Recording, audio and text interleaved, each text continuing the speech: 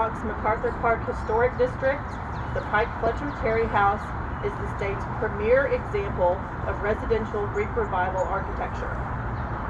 Built in 1840, it is one of the oldest buildings in the capital city and the home of three families that played significant roles in the economic, political, and cultural development of Arkansas.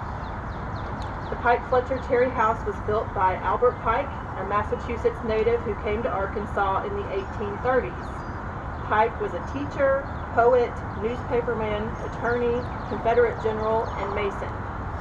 After living near Van Buren, Pike moved to Little Rock, where he became editor of the Arkansas Advocate. Pike read law while editing the paper, and in 1837 passed the bar. He went on to make a great deal of money as a lawyer, often representing American Indian groups in federal litigation. In 1840, he was named executor of the failed Arkansas State Bank. Pike left Arkansas after the Civil War. In 1871, he deeded his home to his daughter, Lillian Pike. She leased the building to the Arkansas Female College from 1873 until 1889, when it became the home of the Fletcher family. John G. Fletcher and his wife, Adolphine Krause Fletcher, had three children, Adolphine, John Gould, and Mary. The elder John Fletcher was a prominent banker and cotton broker and served as the mayor of Little Rock from 1875 to 1881.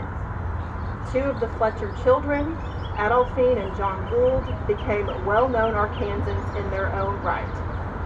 John Gould Fletcher Jr. distinguished himself as a poet, receiving the Pulitzer Prize for Poetry in 1939 for his work Selected Poems. Adolphine married U.S. Congressman David D. Terry, and they lived in the family home for most of their lives.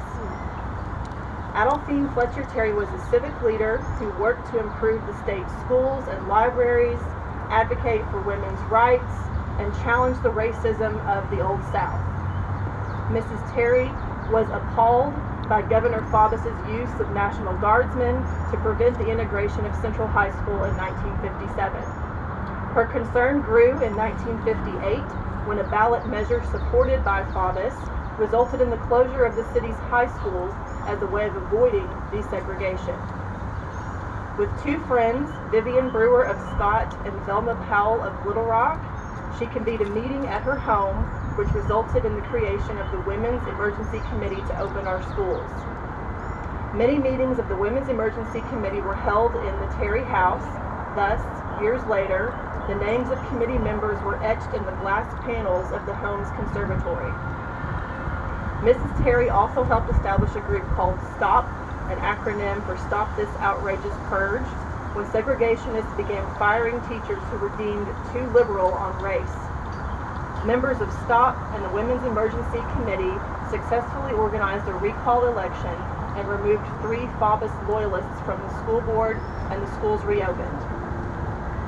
In 1964, Adolphine and her sister, Mary Fletcher Drennan, deeded the Pike Fletcher Terry House to the city of Little Rock for, quote, the use and benefit of the Arkansas Arts Center, now the Arkansas Museum of Fine Arts. Beginning in the late 1970s, the house was renovated using public and private funds. In 1985, the Terry Mansion became the Arkansas Arts Center's Decorative Arts Museum. At that time, an endowment had been established to maintain the Decorative Arts Museum, along with an additional appropriation from the city each year. In 2004, the name of the facility was changed to the Arkansas Arts Center Terry House Community Gallery. At some point in the last decade, the Arts Center closed the community gallery, and the house has been vacant since then. In 2017, preservation architect Tommy Jamison completed a condition assessment on the house, indicating approximately $1 million in needed repairs at that time.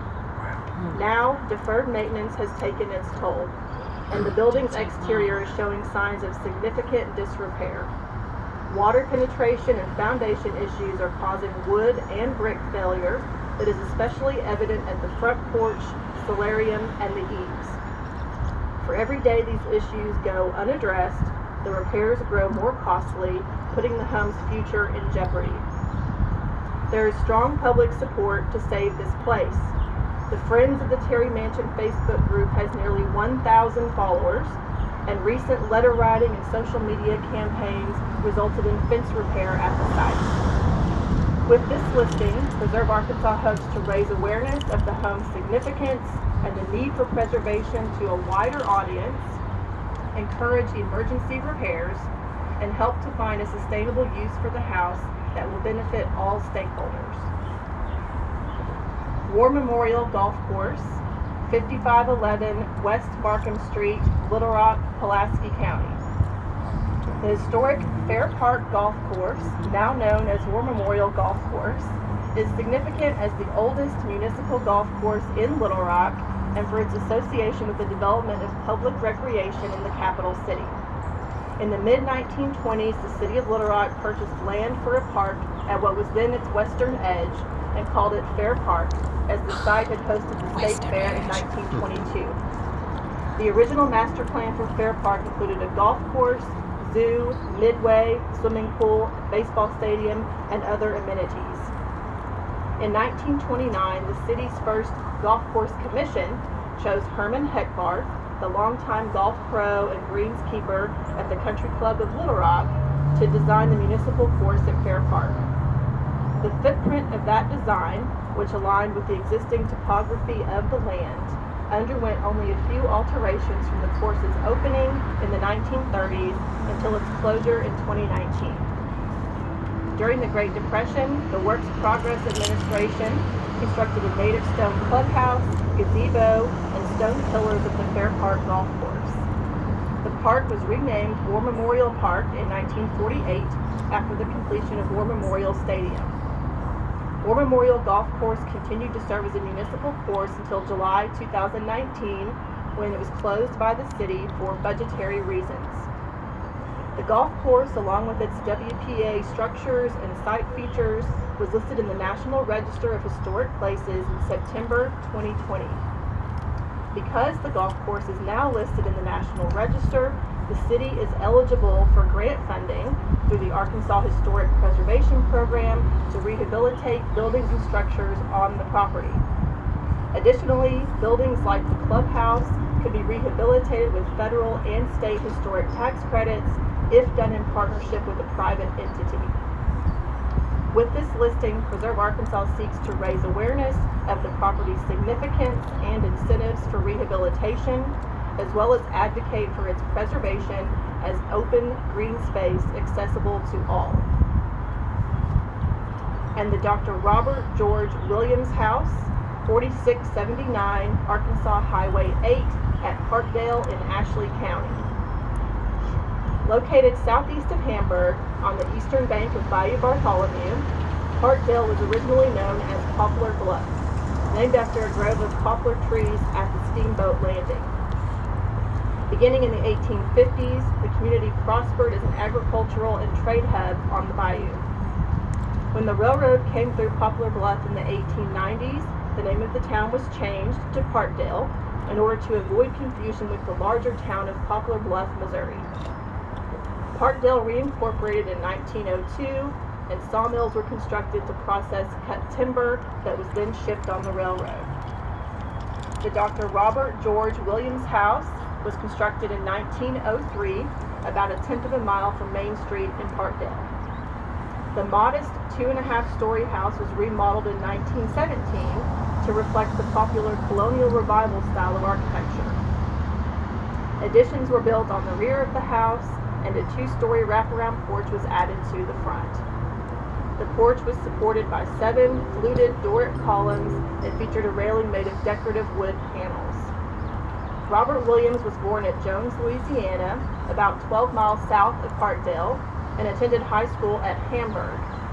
After receiving his medical degree from the University of Louisville in 1895, he lived for a short time in New Orleans before opening a medical practice at Parkdale. He was responsible for the founding of the Bank of Parkdale in 1910 and served as its president for many years.